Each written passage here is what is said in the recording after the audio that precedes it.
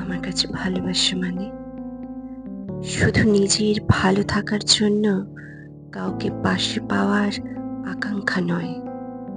আমার কাছে ভালোবাসা মানেই হলো দুজন একসাথে পাশাপাশি থাকতে চাওয়া।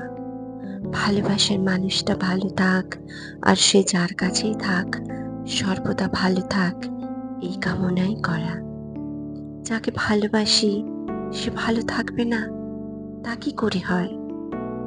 ভালোবাসলেই যে মানুষটাকে ছুঁতে হবে, পাশাপাশি থাকতে হবে, চোখের সামনে ঘুরঘুর করতে হবে, তা নয়।